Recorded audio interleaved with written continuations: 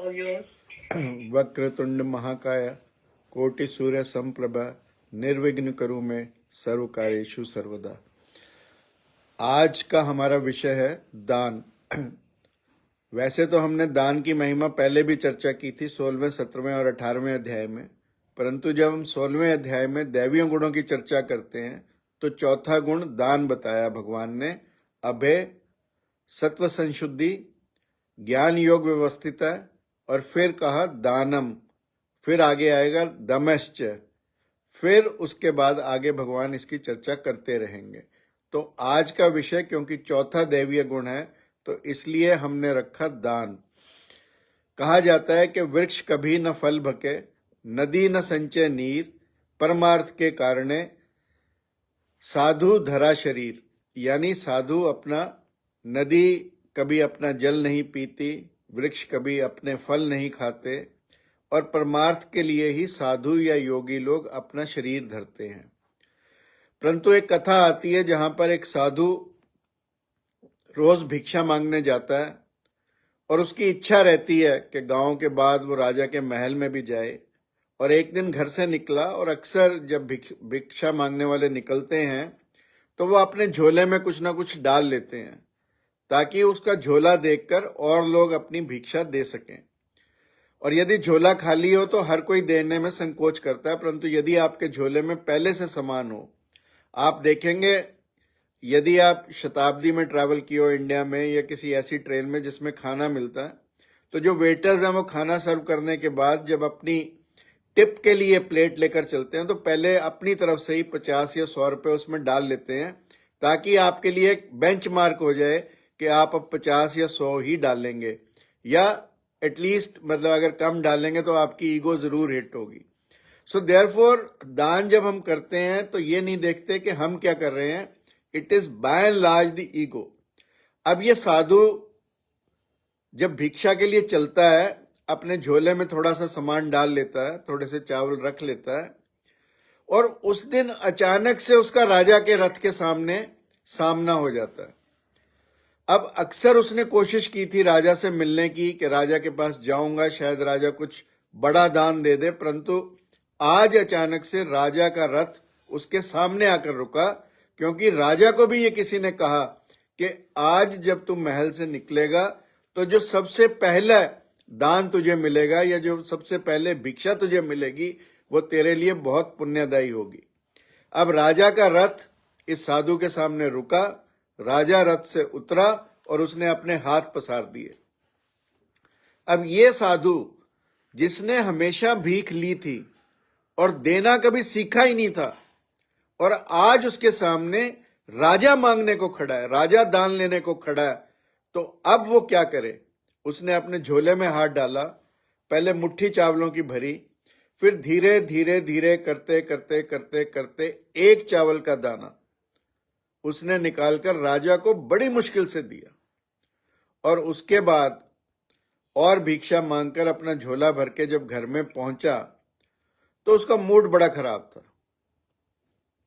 और जाकर अपनी वाइफ से कहने लगा कि देखो आज तो सुबह सुबह राजा ही टकरा गया, आज तो दान लेना क्या था दान देना पड़ गया। एक चावल का दाना देकर कह रहा है कि दान लेना क्या था दान देना पड़ गया। और उसके बाद उसने अपना झोला पलट दिया। अब तक तो वो दुखी था कि राजा को चावल का एक दाना दान देना पड़ा, परंतु जैसे ही उसने अपना झोला पटका सारा उल्टा पलटा तो अब वो रोने लगा, क्योंकि उसने देखा कि जो एक दाना चावल का उसने दिया था राजा को, एक दाना उसके चावलों में से सोने का कन्वर्ट हो गया। अब उसके दिमाग में आया कि क्यों ना तूने मुट्ठी भरकर दे दी। अब रोए पिटे, परंतु कहा जाता है कि दान का दिया एक कण भी पुण्यदायी होता है, फलदायी होता है, और वो सोने के जैसा ही होता है। और ऐसा भी कहा जाता है कि राजा युधिष्ठिर ने जब अपना अश्वमेघ यज्ञ किया तो यज्ञ की समाप्ति के बाद उन्होंने देखा कि यज्ञ स्थल पर एक नेवला जो बड़ा ही देखने में अजीबोगरीब है, आधा हिस्सा उसका सोने का है और आधा हिस्सा उसका नॉर्मल है, और वो उस यज्ञ की भूमि में उल्ट पलट हो रहा है। युधिष्ठिर को जिज्ञासा हुई और उसके बाद वो नेवला बड़ा मायूस हो गया उल्ट पुल्ट होने के बाद। युधिष्ठिर को भी जिज्ञासा हुई, तो उन्होंने नेवले से पूछने का प्रयास किया कि भाई तू कौन है, और ये तेरा आधा शरीर सोने का है, आधा शरीर तेरा नॉर्मल है, ऐसा कैसे है? तो उसने कहा कि आया तो था मैं अपने पुण्यों को पूरा करने, परंतु जो मेरे पुण्य थे वो अधूरे के अधूरे रह गए। अपने शरीर को पूरा सोने का करने आया था, ये सोचकर कि महाराजा युधिष्ठिर का अश्वमेध यज्ञ, आप तो चक्रवर्ती सम्राट बने ही हो, हमारा भी कल्याण साथ होगा, परंतु आपके यज्ञ में कोई पुण्य नहीं है। ये देखकर युधिष्ठिर बड़ा हैरान हुआ। It was shocking for him. उसको लगा कि यार ये नेवला तेरे यज्ञ के पुण्य को कह रहा है कि कुछ नहीं है। तो फिर उससे पूछा, उसने कहा देखो दान वो होता है, जैसे मैं एक ब्राह्मण के यहां पर गया, 6 दिन से वो भूखे थे और अंततः अकाल पड़ा हुआ था, उन्हें सत्तू के लड्डू मिल गए, तो 4 सत्तू के लड्डू मिले और 4 ही वो घर के लोग थे। इतने में वहां पर एक भूखा व्यक्ति और आ गया और उसने ब्राह्मण के यहां पर आकर भोजन मांगा। ब्राह्मण ने पहले अपने हिस्से का लड्डू दिया, उसकी भूख नहीं मिटी। फिर अपने वाइफ के हिस्से का लड्डू दिया, तब भी भूख नहीं मिटी। फिर अपने बच्चों के हिस्से का लड्डू दिया।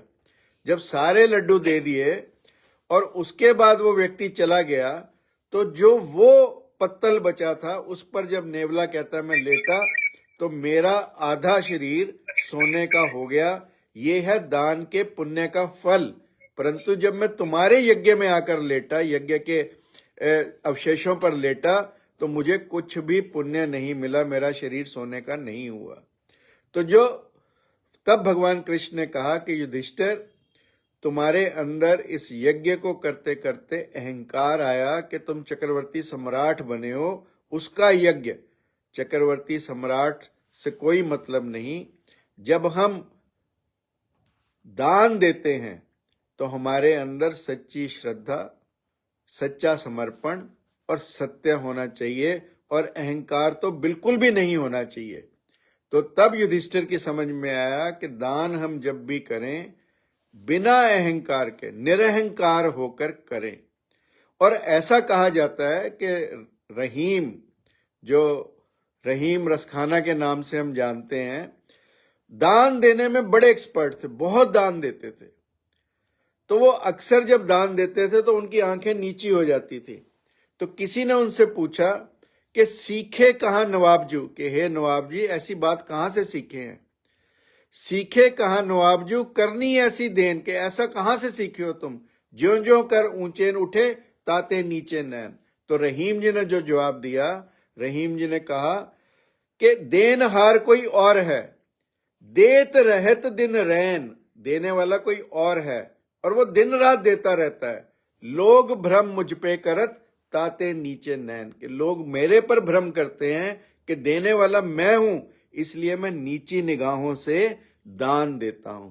देनहार कोई और है, देत रहत दिन रैन, लोग भ्रम मुझ पर करत ताते नीचे नैन। यानी दान के समय अहंकार हमें छुए तक ना, तब वो दान सच्चा दान माना जाता है, और वही दान सात्विक दान भी माना जाता है। बुल्ले शाह ने भी कहा, गंगा गयागल बनदी नहीं, पावे 100 गोते लाइए, मक्के गयागल बनदी नहीं, पावे 100 जुम्मे पड़ आइए, गया गयागल बनदी नहीं, पावे 100 पिंड पर आइए। यानी चाहे हम गया जाए, 100 पिंड भराए, तब भी कोई बात नहीं बनती।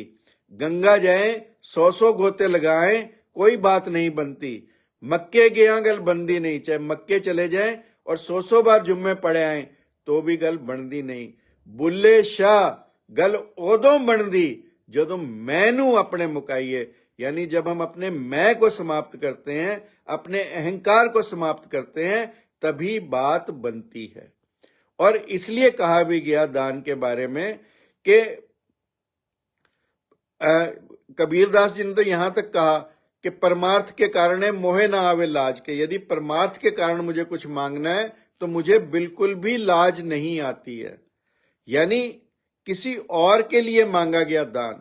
जैसे कहा जाता है कि पंडित मदन मोहन मालवीय जब बनारस हिंदू यूनिवर्सिटी की संरचना कर रहे थे, उसका निर्माण कर रहे थे, तो जगह जगह पर दान मांगने जाते थे। और जब वो हैदराबाद के नवाब के यहां गए तो उन्हें लगा कि ये हिंदू यूनिवर्सिटी के लिए क्यों दान करेगा, और उसने मना भी कर दिया। अब पंडित मदन मोहन मालवीय कहां हार मानने वाले थे। उन्होंने वहां से एक मुर्दा जा रहा था जिसके ऊपर लोग पैसे फेंक रहे थे। उन्होंने उस मुर्दे के ऊपर वारे गए पैसे, जो ऊपर फेंके गए पैसे थे, वो सड़क पर उठाने शुरू कर दिए। और जब हैदराबाद के निजाम को यह पता लगा कि ये व्यक्ति इतना कमिटेड है, इतना निरहंकार से भरा है और इतना दूसरों की भलाई के कार्य करने के लिए मांगने पर लगा है, तो उन्होंने बुलाकर बनारस हिंदू यूनिवर्सिटी के लिए जो सबसे बड़ा दान मिला 50,000 रुपए का, वो हैदराबाद के निजाम ने उस समय दिया था। और इसलिए ये कहा गया कि मुझे दूसरों के काम के लिए कोई लाज नहीं लगती है, कोई भी शर्म नहीं महसूस होती है, क्योंकि ये काम मैं दूसरों के लिए कर रहा हूं। और स्वामी विवेकानंद के जीवन से भी हम सीख सकते हैं कि जब 1896 में प्लेग फैला इंडिया में, कैलकाटा में मैक्सिमम उसका इफेक्ट था। और जब स्वामी जी कहीं हिमालय में गए हुए थे तो उन्हें पता लगा कि जो प्लेग के लिए टेट्रासाइक्लिन की दवाई यूज होती थी उसका काफी शॉर्टेज है, तो और उसके लिए पैसे भी अवेलेबल नहीं थे।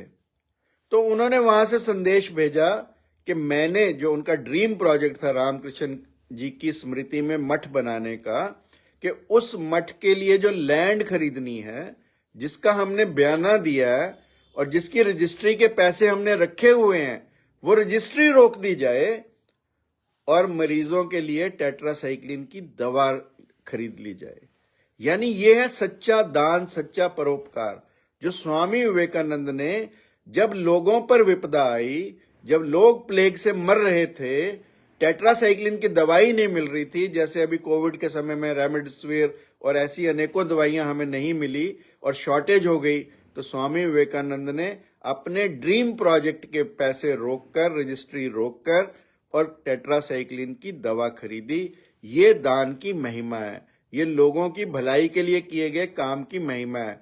यानी यदि हम लोगों की भलाई के लिए कार्य करते हैं तो निश्चित रूप से भगवान भी हमारी मदद करते हैं। कहते हैं जब राम सेतु बन रहा था तो वानर तो बड़े बड़े पत्थर डाल ही रहे थे, वहां पर एक गिलहरी भी थी। जो गिलहरी बार बार पानी में जाती, फिर रेत में आकर लिपटती, फिर पानी में जाती, तो सबने देखा कि ये क्या कर रही है। तो उसने कहा कि देखो, सब लोग अपना अपना योगदान दे रहे हैं, मैं भी अपना योगदान दे रही हूं। परंतु जो बंदर थे, जो वानर थे, वो उससे बड़े इरिटेटेड थे कि कहीं ये हमारे पैरों के नीचे दबकर मर ना जाए, इसलिए वो उसे कहते थे कि तू साइड पर हो, तू मत यहां पर आ।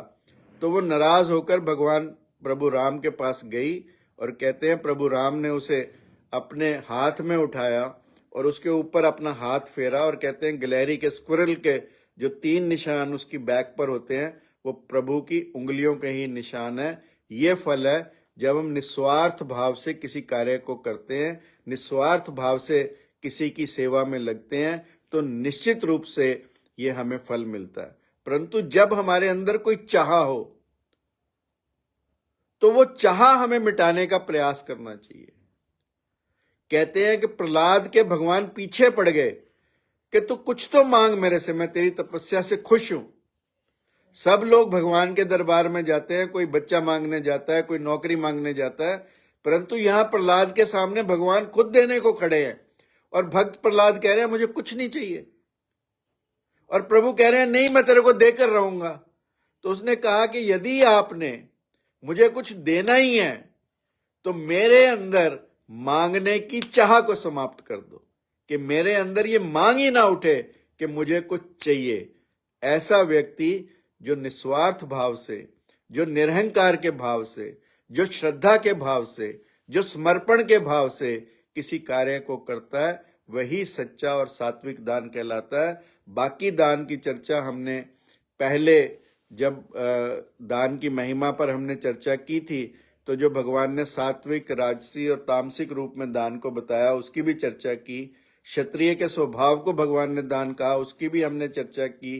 परंतु आज दान से संबंधित कुछ और बातों की हमने चर्चा की, जिनमें मुख्य रूप से कि हम अपना दान जब भी करें उस समय हमारे अंदर अहंकार का भाव ना आए, हमारे अंदर परहित का, परोपकार का भाव आए। और इसीलिए कहा भी गया, परहित बसा जिनके मन माही, तैकू इस जग में कछु दुर्लभ नाही।